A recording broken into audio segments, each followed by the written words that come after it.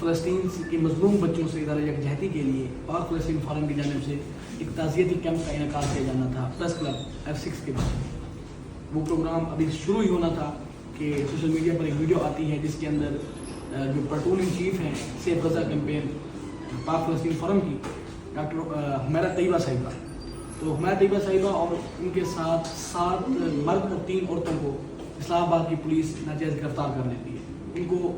جبری طور کے اوپر خانہ کوثر میں بند کر دیا جاتا ہے۔ وکلاء وہاں پہنچتے ہیں، وہاں پہنچنے کے بعد ہم ان سے مطالبہ کرتے ہیں کہ ہمیں وہ FIR دی جائے، جو FIR ہے جس جرم کی پداش میں ان لوگوں کو اپنے حفظ کے جا میں رکھا ہوا ہے، قید میں رکھا ہوا ہے۔ تو ہمیں یہ جواب ملتا ہے کہ یہ ہمیں اوپر سے آرڈر ہے اور ہم نے ان کو گرفتار کر لیا ہے اور ہم ان پہ سخت از سخت FIR کریں گے، ہم نے ان کو سبق سکھانا ہے۔ یہ الفاظ ہیں SHO کے۔ اس کے بعد ہوتا یہ ہے کہ 188 تے جو کہ ایک بیلیبل ایفنس ہے، اس کی ایک FIR جو ہے وہ کاٹ دی جاتی ہے، FIR چوک کر دی جاتی ہے۔ 29 مئی کو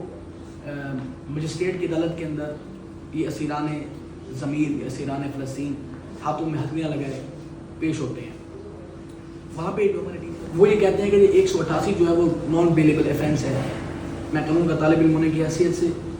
اور آپ جو بھی دوست دیکھ رہے ہیں جو قانون جانتے ہیں وہ اس بات کو آن کریں گے کہ 188 تے کی عدالت کے اندر یہ بات رکھی جاتی ہے کہ اگر آپ ہمیں یہ ضمانت دے دیں کہ آپ اسلام آباد کی سڑکوں پر فلسطین کے نہیں نکلیں گے تو ہم آپ کو بھی چھوڑ دیتے ہیں، جس پر سابق سینیٹر مشتاق احمد صاحب اور باقی جو اسیران ضمیر تھے ان کا یہ کہنا تھا کہ ہم یہ نہیں کر سکتے، یہ بڑا گھاٹے کا سودا ہے، اگر آپ ہمیں پھانسیوں پر بھی لٹکا دیں، آپ ہمیں قتل بھی کر دیں تب بھی ہم فلسطین کا نام نہیں چھوڑیں گے۔ تو میں یہاں پہ ایک سوال آپ کے سامنے مینشن کرنا چاہتا ہوں، میڈیا کے دوستوں کے سامنے مینشن کرنا چاہتا ہوں کہ ہماری یہ گرفتاریاں F6 کے بعد اور پریس کلب کے بعد یہ سارا کچھ، یہ نہ صرف ہماری بے حرمتی ہے، یہ نہ صرف ہماری تقدس پہ بات ہے، یہ میڈیا کی آزاد میڈیا کی تقدس پر بھی بات ہے کہ اگر سپریم کورٹ، اگر ایوان صدر، اگر پارلیمان کے ناک تلے اسلام آباد پولیس اتنی لاکمیونٹ کر سکتی ہے تو ذرا سوچیے کہ پنجاب اور سندھ کے گاؤں کے اندر کیا لاکمیونٹ کا جو ہے معیار ہوگا۔ میں یہ بات بھی پوچھنا چاہتا ہوں، کیوں حکومت محسن نقوی کی حکومت، یہ جعلی حکومت، یہ کیا چاہتی ہے؟ یہ عام لوگوں کے لیے، عام شہریوں کے لیے پریس کلب کو، اسلام آباد کو کیوں نو گو ایریا بنانا چاہتی ہے؟ کیوں یہ چاہتی ہے کہ کوئی بھی ظلم ہو پاکستان کے اندر، پاکستان سے باہر، کیوں ہم جو ہے وہ اپنی آواز بھی بلند نہیں کر سکتے؟ آج ہی اس میں ہی تھا،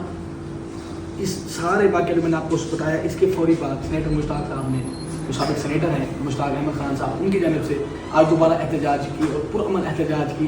اور وہ احتجاج ہم نے پریس کلب کے باہر کرنا تھا، ہم نے اپنا احتجاج میڈیا کے سامنے ریکارڈ کرانا تھا، کیمروں کے سامنے ریکارڈ کرانا تھا، پرامن لوگوں کے اوپر ایک بار پھر تشدد کیا اور بربریت اور جاہلیت کی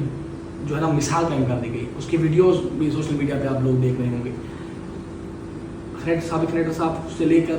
بچوں تک اور جو لوگ تھے ان کو لاٹھیوں سے مارا گیا، ان کو پکڑ دھکڑ کر ان کے کپڑوں کو پھاڑا گیا، اور وہاں پہ ہمارے علماء بھی موجود تھے، ان علماء کی دستاریں ان کے پاؤں میں گر رہی تھی لیکن ان کو جو ہے کوئی خیال نہ آیا۔ تو آج یہ سارا جو واقعہ ہوا، تو میں یہی کہتا ہوں ریاست پاکستان کو کہ ریاست اور حکومت دو الگ الگ چیزیں ہوتی ہیں، ریاست اور حکومت دو الگ الگ چیزیں ہوتی ہیں۔ ریاست جو ہے ہم اس کے مخالف نہیں ہیں، اب فیصلہ آپ نے کرنا ہے کہ ریاست اور حکومت میں فرق ہے، غدار کون ہے۔ ہم پر ہمیشہ یہ FIR کاٹی جاتی ہیں، ہمارے لوگوں پر FIR کاٹی جاتی ہیں کہ ہم ریاست کے مخالف ہیں، ہم ریاست کے مخالف نہیں ہیں۔ ریاست اور حکومت دو الگ الگ چیزیں ہیں۔ ہم اس حکومت کے مخالف ہیں جو حکومت اسرائیل نوازی کرتی ہے۔ ریاست کا مخالف وہ ہوتا ہے، ریاست سے غداری وہ کرتا ہے جو ریاست کے نظریے سے مخالفت کرتا ہے، اور پاکستان یہ جو ریاست ہے